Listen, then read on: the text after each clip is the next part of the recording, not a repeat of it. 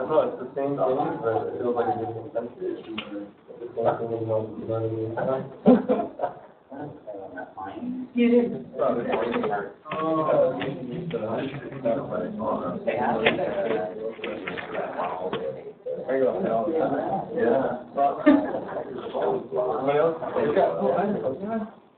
What's the one?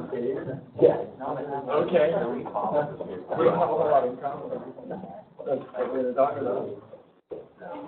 Or something. Maybe it's like, I don't know.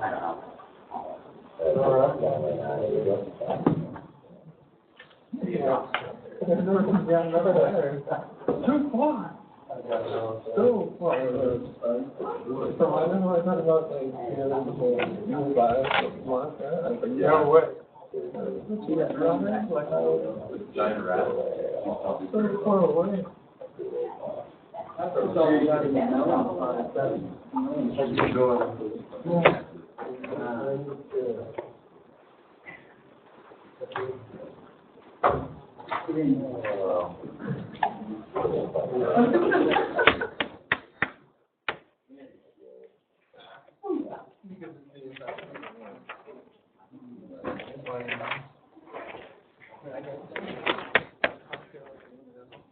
It's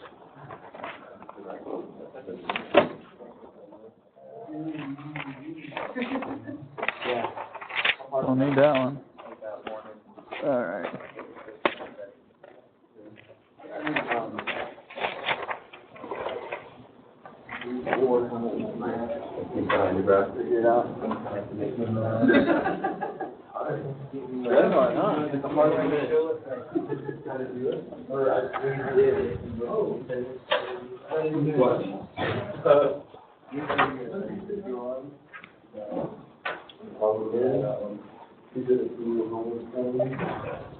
All right, there we go.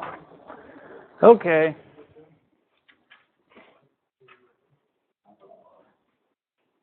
Isn't he still gone? I think so. I've swapped email with her, but I can't remember if she's still here. She can't be in class today because we're going to talk about the test. Okay, so how'd you like it? I took the test this morning. I started about 10:30. I'm done. Of course, I get to be sloppy. You guys don't get to be sloppy. Anyway, so I've debated about telling you about this at the risk of, if you really struggled with the exam, I don't want you to feel like, okay, I'm an idiot. You may think like I'm an idiot. I don't want you guys to feel like you're an idiot. Most of the exam was given out on the practice exams. These are mostly repeat problems. And the approach to most of the problems I have discussed in class. There were some tricks about the low-level details, and everything in this class is all about the low-level gory details, and the devil is in the details. And of course, I didn't discuss all the low-level gory details of them. But the high-level approach of how you try to approach these problems, I did try to give out multiple hints in class in order to stir your brain in the right direction, we'll say. But anyway, I hope that it didn't take hours and hours and hours and hours and hours to do the exam, but hopefully things went well. So what I thought about doing today is just going over the exam problems, even though I haven't seen what you guys have done, so I can't comment on how you messed it up. But I can comment on the approach that I was thinking, and again with the caveat that there is a lot of different ways of solving these problems. A lot of wrong ways. I will show you one that I think is not a wrong way. Okay. Before we get going into that, do you have any questions? Why do we have to do stack frames? Maybe it's important. Maybe that's one of the whole points of the class. All right.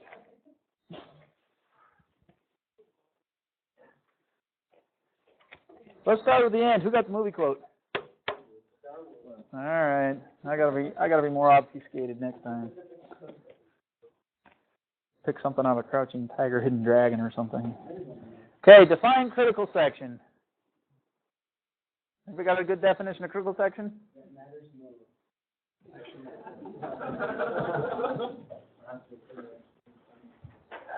A block of code that has to appear to execute atomically. Okay? What's the difference between a task and a process? Spelling? Nothing really. Ada uses tasks, POSIX uses processes, but they effectively mean the same thing. A fundamental unit of concurrency, a program in execution, has its own address space. So, okay, under what circumstances should the keyword volatile be used?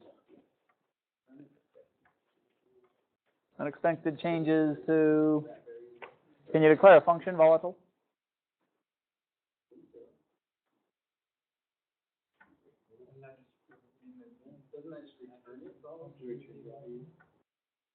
So it doesn't make any sense to call a function itself volatile. If you're applying the keyword volatile, maybe you're returning a value that's volatile. But really what the keyword volatile is applied to is data items, and you apply it when those data items can change outside of the normal flow of the program. So for example, when you've got a variable that's shared between a function and an interrupt service routine, and that interrupt service routine writes to the variable. That variable could be updated outside of the normal flow of the program. So the compiler, when it's compiling your C code under normal circumstances, assumes that your C code is sequential. But because of the fact that you've got an interrupt service routine that magically, poof, occurs at any time, the compiler has to be told the value of this variable can change at any time. So don't assume anything about it. Okay, the other circumstance when you want to use the keyword volatile is when you want to make sure that optimizations associated with a particular variable are turned off. So this helps when you're trying to do busy looping and you want the optimizer to not optimize out your busy loop. Okay, is the link register a caller save or a callee save register? All right, so you all have to vote. There's no getting out of the vote this time.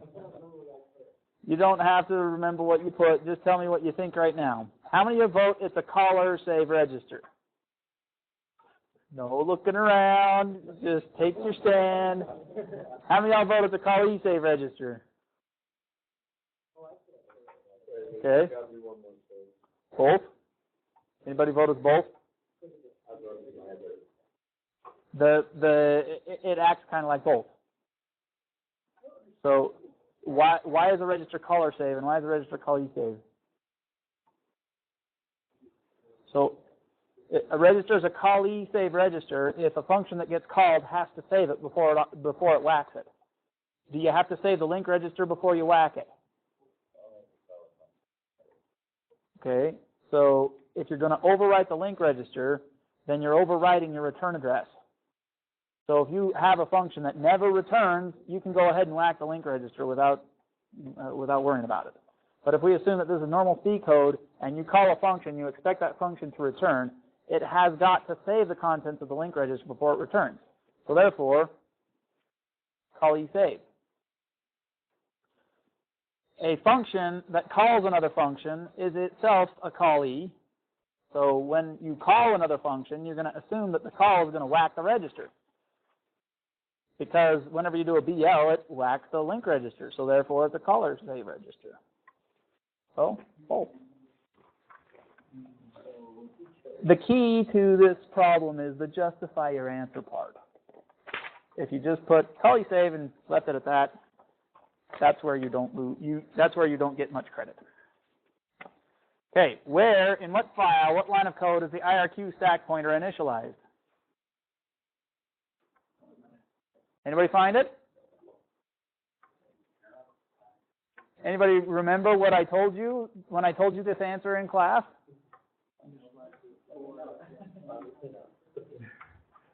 We don't have the code to do it. Red Boot does it. We inherit it. And I told you in class. Yeah, I tell you a lot of stuff in class. I realize that. How about the SVC stack pointer? Where's that initialized? CRT0.S. It is not initialized in the RML file. The value that it's initialized to is specified in the RML file. The RML file never executes. Okay?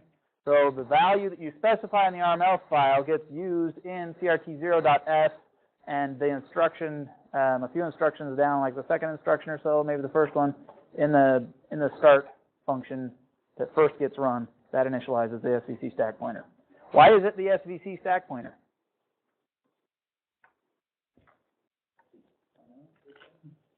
Why we just initialize SP? Why is that SP the SVC SP as opposed to the IRQ SP? That's because we're in SVC mode when that code that runs in start executes. Now the question is, why are we in that mode? Because we switched to that mode. When did we switch to that mode? The bootloader does it. Our bootloader does it, not Red Boot. Okay. Is the implementation of strong P that was presented in lecture and implemented in Lab 7 a reentrant function? Is it safe for multiple functions or multiple processes to be executing strong P? It had better be, otherwise our semaphores are not going to be protected. But yet again, it's not safe for two functions to be executing the code inside strong P at the same time. To prevent that, what did we do? We disable the interrupt. So it's safe because of the fact we demand that all the code be serialized. So yes, it's reentrant in the sense that it's safe for multiple processes to attempt to do it, but multiple processes will not end up doing it. Okay, again, the points come from the explanation. Should CS need to save the caller save registers? Here is the answer to the later problem about optimizing the context switch. See, carrot dangling in front of the nose, trying to steer you guys to think about the right answer on this one. Okay. Should context switch need to save caller save registers? Okay, let's vote. Yes? No? In between? Okay, in between's the right answer. Why or why not? Unfortunately, I'm not getting the distance guys to vote. And Saranya and Rahul are also on distance. They're getting a freebie. Okay, Rahul, you get point. All right, so should CS need to save the caller save registers? CS is a function you call. If the caller of CS has values that need to be preserved and he puts them in the caller save registers, who's got to save them? The caller. So we assume that a call to CS will result in whacking all the registers that are caller safe. So under normal circumstances, yeah, CS doesn't need to save them, but yet we do. And when we get down to the problem that talks about optimizing context switch, we will explain why I hedged on that and said, well, kind of, sort of, not everybody. You have to save R0. Okay, fun problem number 2. Set jump and long jump can be useful functions for handling exceptions. In Lab 5, we use these functions to implement a primitive context switch. Set jump and long jump can be used to implement the termination model of exception handling. Given the ARM implementations of set jump and long jump below, devise an approach for allowing C programmers to implement the resumption-based exception handling through the use of a routine resume jump. Users would call resume jump in the program after a call to long jump causes exception handling code to execute. The call to resume jump results in the resumption of execution just after the point where long jump was called, as if long jump had returned normally. Note that the implementation of long jump can be modified to pass to it a second jump buff object, which long jump can write to as needed. This problem was given on the in-class exam last year. So that's the level of scope that I was expecting out of this. Now obviously, when I give a problem on a take-home exam versus when I give it on an in-class exam, the depth of the answer that I'm expecting is different. Okay? So I'm holding your guys' feet to the fire a bit more. What do you do for this problem? We've got this resume jump. We've got a call to set jump, which saves state. Then we figure out we've got an exception during execution. We call long jump, and we pass it two jump buffs, EX and RS, and we also pass it an exception number, XVAR. Okay? Long jump hops down to the exception handler, and inside the exception handler we call resume jump, and we pass resume jump RS, and that causes control to hop back up to where we called long jump and to keep processing where long jump left off. So, what's in general the approach for this problem? So I took a very brief take at a macro problem when I talked in the exam review, when I talked about how you do resumption on the exam review day. And I said this was a set of macros that what you needed to do in order to do this resumption stuff. You needed to call set jump, then call long jump, but long jump really calls another set jump, and then you hop down to your exception handler, and your exception handler calls another long jump, which hops you back up to where you called where you raised the exception preceded. That's effectively what we're doing here. We're just implementing a second round of set jump and long jump. So if you can use long jump to hop to your handler, you can use another long jump to hop back to where you raised the exception when you're done. Okay? So that's what we're trying to do here. So we've got to modify long jump, and we've got to implement resume jump. Okay. Resume jump is similar, but not exactly the same thing as the current implementation of long jump.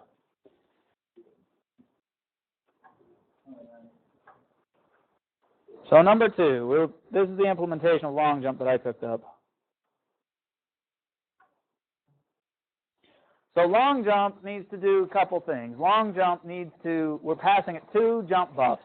First one, it's going to, and one of them is going to store state, and another one is going to restore state. Do we store or restore first? What if we did it the other way? Well, okay, so if you restore first and then store, why don't you just do a mem copy from one buff to the next? You're just going to restore and then store what you just restored. So what we need to do is store the state of where we're at. So first, store. Come on. Store state. How do we store the state? We're going to use an STMFD, but this isn't a stack. So we're going to treat it like a stack. We're past the base address, which is the lowest address of a region of memory. We've got to calculate the highest address in that region of memory. Add R1 number 44. What's the 44 mean? The size of the jump buff. And we say STMFD R1 bang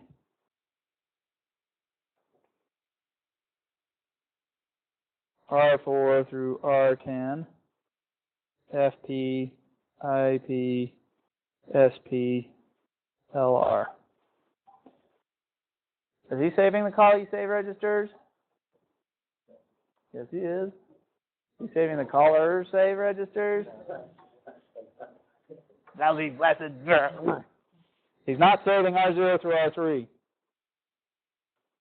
Okay, so we've just stored the state. Why did we use R1? So long jump gets past three parameters, EX, RS, and the exception number. EX is what set jump used to save state. So that's in the first parameter, which is pointed to by R0, that's the guy that contains the data we need to load from. The second parameter points to a buffer we need to save state to, and that second parameter is pointed to by R1. Okay, so next thing we do is we restore from R0. This does an LDM FD R0 bang R4 through R10 FP IP SP LR. Okay? Now we have to handle the return. So we're going to make set jump, think it just returned from a set jump call. And so what we're going to do is take the value that we passed to long jump in the third parameter, which is in R2, and move it into R0 because the value we return is always returned in R0. So we're going to say move S R0 R2. So this moves the contents of R2 into R0. Now we have to make sure that that value that we're going to cause set jump to return isn't the value 0. This move S sets the condition codes, and now I'm going to do a conditional instruction, move EQ R0 the number 1. So this is saying if the 0 flag was set by the previous instruction, move a 1 into R0. So we've had to make sure that R0 does not contain the value 0. So that's what this guy's doing, and that's just verbatim copy out of the provided implementation of long jump. Move S, PC, LR. So this does the return. Okay? So there's your long jump. How about your resume jump?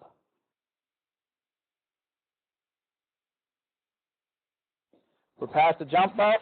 All we do is LDM, FD, R0, bang, R4 through R10, FP, IP, SP, LR. Move S, PC, LR. Nothing to return, no value to return because of the fact that resume jump is just resuming where long jump left off. Yep. You just instead do LDMFD and the PC there instead of the LR with the same thing?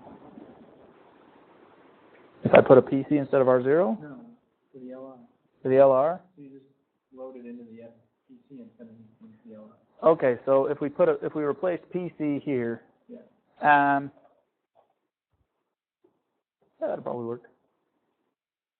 I won't take points off for it. Questions on these two? Okay. Now the fun. Stack frames. Jonathan wants to draw them.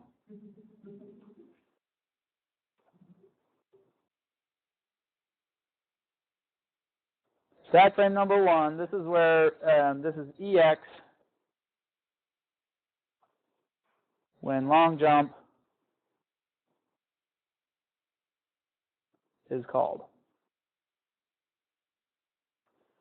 So this is, in other words, where set jump already saved the state into the EX buffer. We've called long jump and we're going to restore state from the EX buffer. What do the contents of the EX buffer look like? Okay, you may have been tempted just to say, okay, I know the order in which these registers are pushed on there and just write the register names in there. LR, SP, IP, FP, R10, R4, EX is a pointer to there. So you're almost done here. The problem is I need some more information than just that. What's in LR? Okay. This is return address from set jump.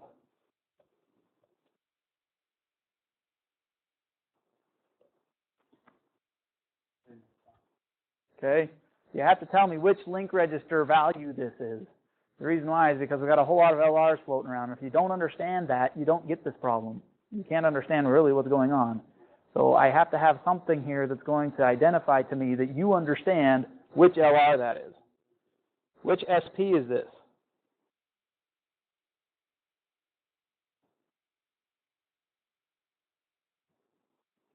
This is where the stack pointer was pointing at the time that set jump was called.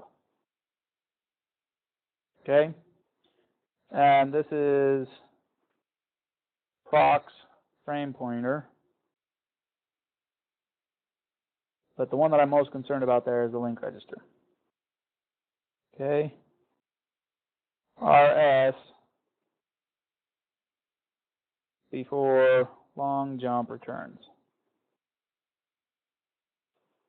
So the deal is this guy, if you just write down register names, looks just like the last guy LR, SP, IP, FP, R10 through R4. RS is here. Which link register is this? This is the return from long jump. Or in other words, this and that are not equal. That's a point that I need you to make somehow on this problem. Okay? And if you did that, then you've already drawn the stack frames for the next point where it says, what will happen if two processors are declared, one of which invokes set jump followed by a long jump, and then let's suppose that it gets suspended, and then you invoke another process, and that other process calls resume jump. Which process will execute from when resume jump returns? Justify your answer by drawing stack frames. So if you've drawn your stack frames like that, those are your stack frame justifications for this problem. So what you just say is that P2, which is the one that calls resume jump, loads P1 saves context from the RS buffer. Okay? So this is effectively like a context switch. All that you're doing is loading the context of process 1 into the processor. So you're effectively switching from process 2 over to process 1. Okay? Why is that the case? Well, because the saved link register value inside the RS buffer points to wherever P1 was running. The stack pointer, the saved stack pointer, is wherever the stack was pointing when we were running P1. So now the question is, what happens if we're doing preemptive context switching and you try to switch back to P2? Everything is, how do we say, foobarred? So that's a big, big problem. So basically, I'm just looking to say something along the lines of P2 would run. It would load into the processor the context of P1, saved from the long jump call, which pushes the P1 state onto the RS. Okay. Problem number 3. Context switch optimization and process cleanup. Again, repeat problems. So in our Lab 6 code base, we have the ability to create processes. We have assumed that a process will never return. Similarly, we have observed that the context switch can be optimized to run faster and consuming less memory than it currently does. In this problem, you are to implement process removal through a function called procdelete. This function, when called, should remove the current running process from execution and context switch to the next process on the ready queue. You do not need to worry about freeing the private stack of this process in this exercise. However, the function should be called implicitly when the process returns, i.e. the process explicitly invokes return, when the process explicitly invokes return, or when it implicitly returns by completing the final instruction of its function. The process should not explicitly invoke the procdelete function. You must modify the existing code base such that when the process function returns, the procdelete function is automatically invoked. Okay. You should also address the implementation of context switch to optimize it for both stack space usage and performance. Note that your optimized context switch must still work correctly for both preemptive and cooperative switching. And you may only have one optimized CS implementation that must work for all types of context switch. You probably can't get as much improvement in performance stack space as you may have done for Lab 6 optimization. However, those optimizations were targeted to preemptive switching. Here we want all types of switching to be benefited equally from your modifications. Here's the hint: you should not need to implement an if conditional branch in your CS code. All right, so 2 things you got to do here: procdelete and optimization. What's the approach for optimization now that I've hinted broadly at it all class long? Don't push the caller save registers. Is there anything else you don't have to push? PC. You have to push R0.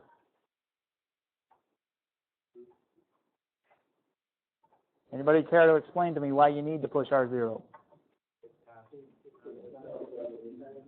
It gets passed as a process parameter, so what? It's by the time that I call a cooperative context switch or even a preemptive context switch, it's caller save register.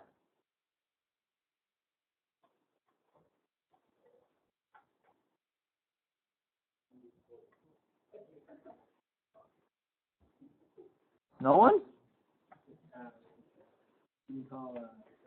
So if I call CS from or if I call schedule next process from the process, R0 will be a caller save register.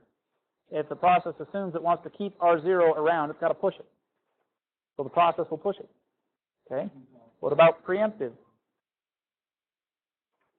We push R0 in ISRs. So, call from start scheduler, still a function call. But it's still a function call.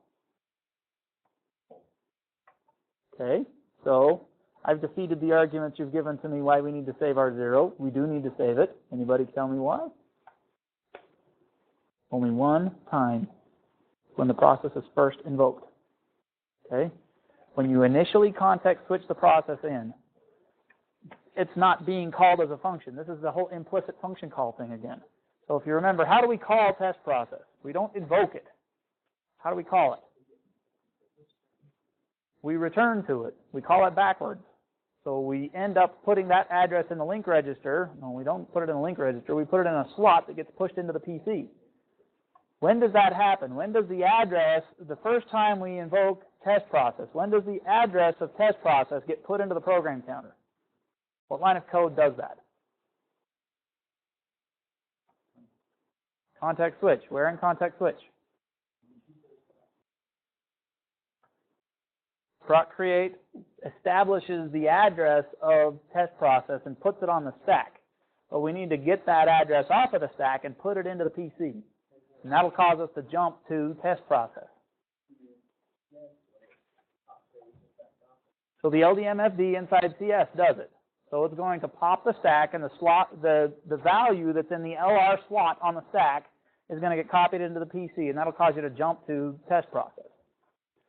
At that point, nobody has called any function. There's no opportunity for the compiler to see a function call. There's no saving of R0. So if you don't push R0, or if you don't restore R0 in the LDMFD, then the parameter that you're passing to your test process will never get into R0, and you'll never have it in the first place. So we have to be able to restore R0 inside context switch. Otherwise, R0 will never get its value when we're running our test process. Okay, that's great. So we have to restore it. Why do we need to store it?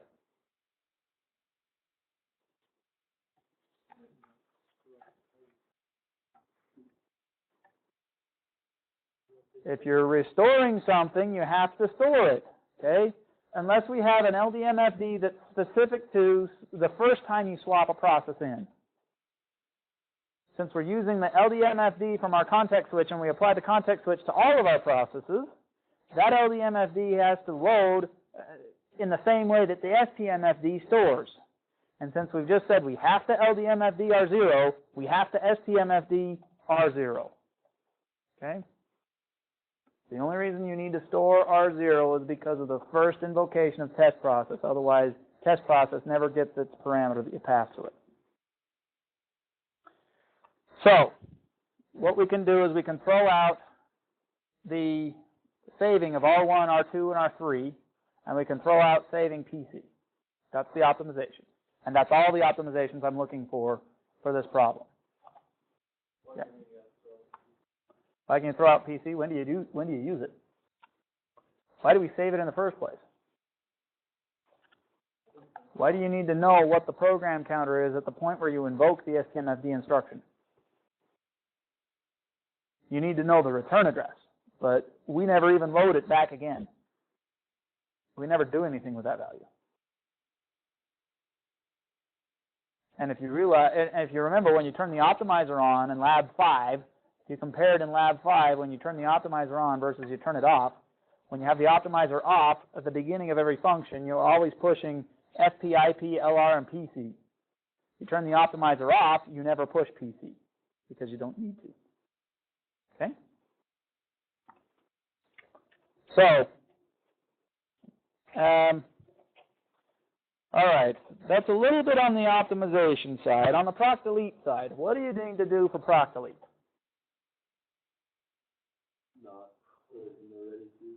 This looks a whole lot like move to block queue. Okay? So all that we have to do really for this guy is you say if FIFO remove RQ address of new P equal success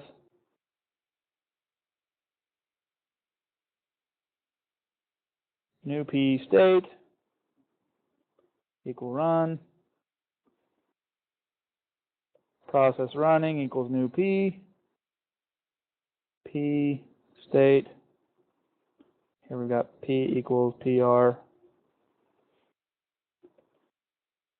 equal deleted.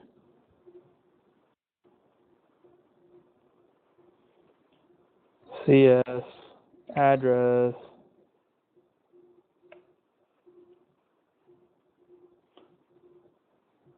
P context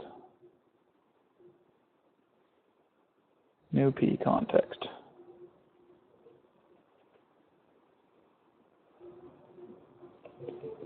Else, what goes in the else?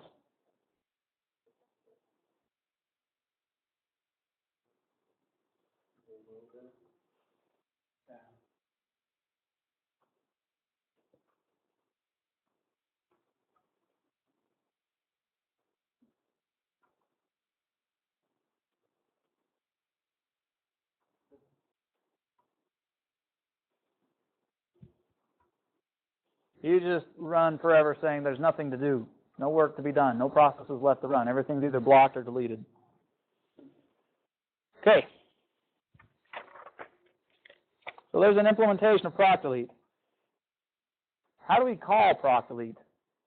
If you can't call proc delete, how do you call it? Same way we called test process.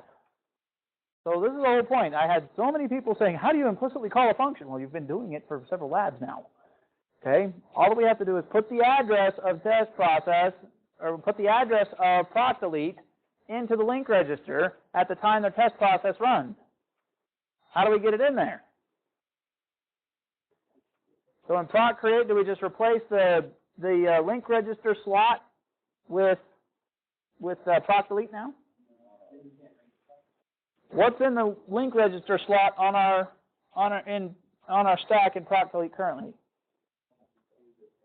Test process. Why is that there?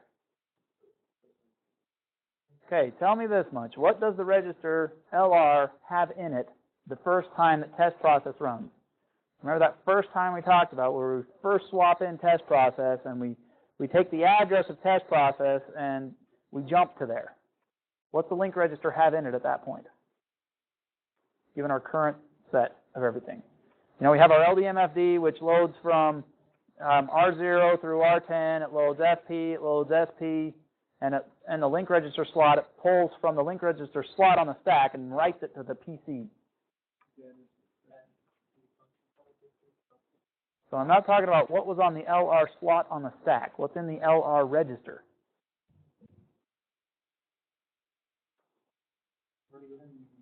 The first time you run test process, who wrote a 0 to it? Do we write to LR inside CS?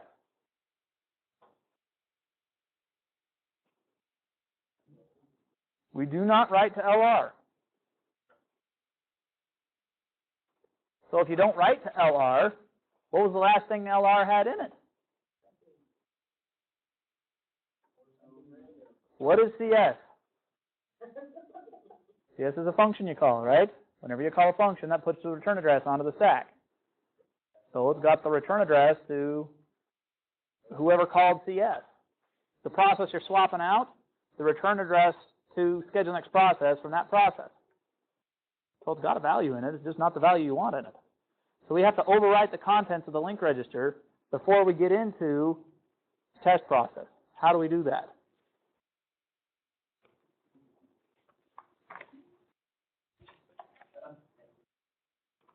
That's the right answer. Draw a stack frame.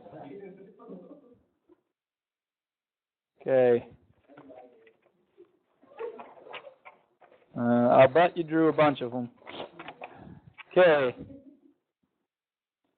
So our stack frame of our original CS looks like PC, LR, SP, FP, R10 up through R0, CPSR, and then we have the pointer to self.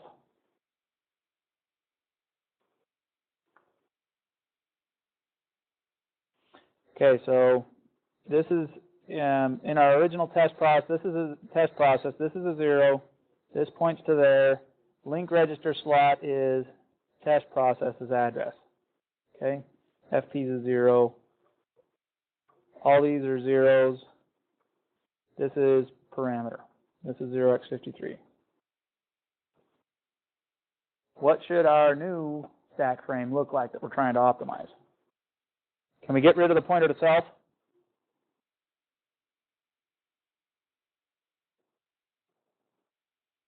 Nope. Has to be there when you're doing mixing, cooperative, and preemptive context switching, so that you restore the original IRQ stack to what it should be. Because of the fact that we have to have both preemptive and cooperative working, that guy's got to be there. So we got to keep that there. Got to keep CPSR. Do we need PC? Don't need the PC. We need to have LR, which is TP. That's the address of test process. Saved value of SP. It needs to point here.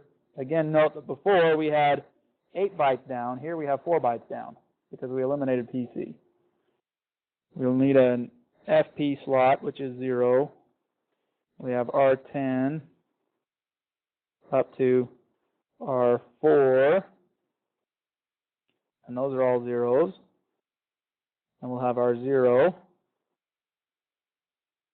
Okay, and this is where I put in proc delete.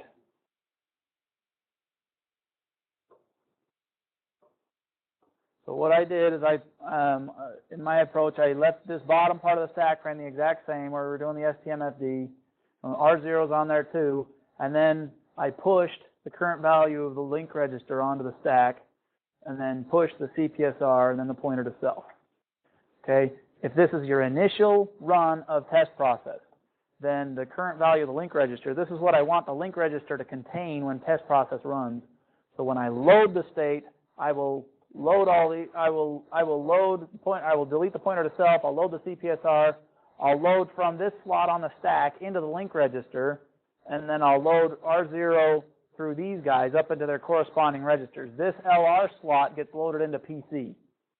So that way, this guy gets loaded into the link register, this guy gets loaded into the PC. Okay? So then all that we have to do is just make it so that your STMFD stores R0, comma, R4 through R10, comma, FP, comma, SP, comma, LR. Okay? So the STMFD does that. And then you do a store of current link register, and then you do a store of the CPSR. These two guys are already pushed on the stack inside CS. Down at the bottom of CS, when you're loading, and there's a sub on there that deletes this pointer to self. Then you load the CPSR, and then load the next slot on the stack down from R1, put that into LR, and then do the LDMFD to load the rest of these guys. That way it puts proc delete into the link register. Yeah. Mitch. In start scheduler, I guess, when a process returns, won't it return to just after the, won't it return to the instruction following the call to CS? Okay, in start scheduler, when a process returns? So delete the first part right there. Okay. When a Control H, process Control H, Control H, Control H. Okay. So when a process returns, I found by experimentation that it returns to just after CS. so yeah, that's because, so it'll return to just after CS simply because it'll return to whatever the value that's in the link register. Mm-hmm. So the link register will pack around in it whatever's there. So So would it be incorrect to install proc delete right Yeah, because you can't explicitly call proc delete. You said the process has to be called. You can try to make that argument. You cannot explicitly call proc delete. It has to be implicitly called. You said process. You're not going to get full credit, Mitch. Yeah. So, instead of deleting the program counter here in the initial thing, if you were to load into the link register the address of properly and load into a PC instead of the address of the function, would that work? If you loaded which into the PC? So the address that you're switching to is test process. The address you're switching to is test process, yes. So you put that into the PC. Okay. The address of the link register, you load into the link register as proc delete. So in your proc create, you put the address of... The problem is your LDMFD instruction is going to have trouble with that. I mean, you can...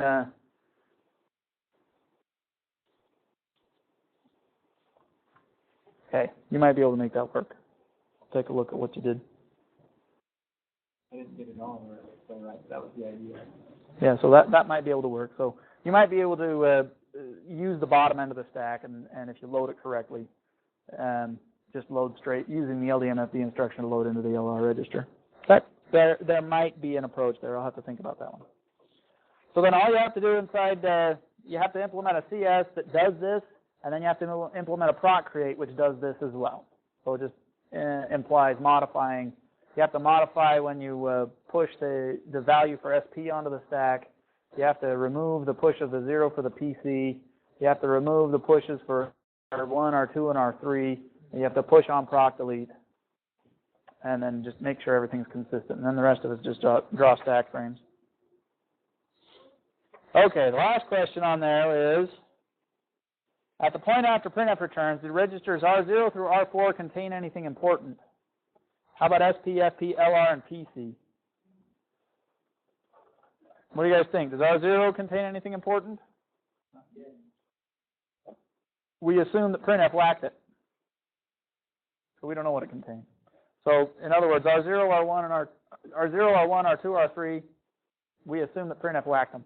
So no, they don't contain anything important. How about R4? Printf does return something. I stand corrected. R0 would contain a return value. Okay, R4 is a call eSave register. It might contain something important. We don't necessarily know what it is, but it might contain something important. Okay, how about SP? It points to the stack. It doesn't get whacked by the call to printf. How about FP? Test processes, frame pointer. LR?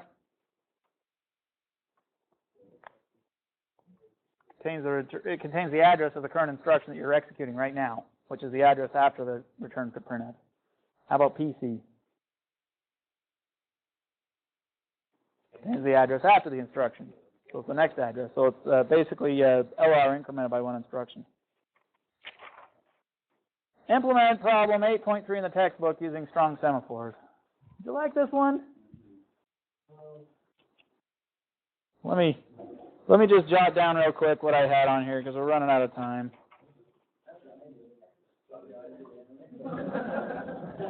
Okay, writer. So what I'm going to show you is code that if you're a writing process, this is code that you would invoke in order to safely access the structure. If you're a reader, you would invoke this code to safely access the structure. So the writer is just going to do a P on a lock, then write, where S is the shared data structure, and it'll do a V on a lock.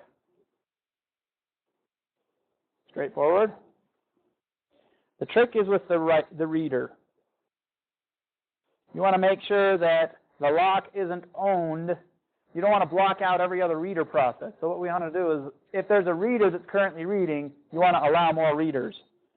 So we're going to keep track of a count that says how many readers there are. So, but this count variable is shared by all the reader processes, so we have to protect access to that shared variable. So we're going to define a mutex called M. We'll do a P on M, and we'll say if RC, which is the reader count, equals 0, then lock the mutex that governs access to the structure. The reason why we do this is to block out all the writers. So after we own the lock on the mutex, we'll increment the read count. Then we'll do a V on that mutex. Okay? Then we'll read. Do a P on the mutex. Decrement RC. If RC equals 0, do a V on the lock. Then V on the mutex.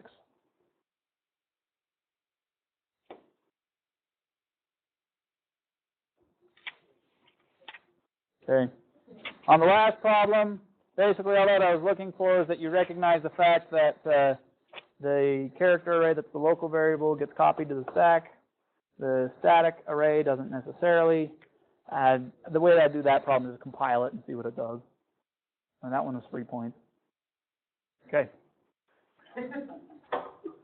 Thank you. Hope you all did well on the exam. I'm sure I'll see Mitch arguing for more points in my office at some point.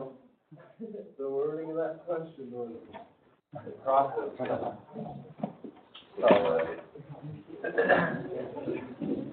The schedule next process is running in the context of the process, so therefore the process is still calling it. Depending on your definition of the process. The process that we always talk about is the function, not the... Set we, set me. I'm not in your set of wheat. And unfortunately, it's my vote that counts. Look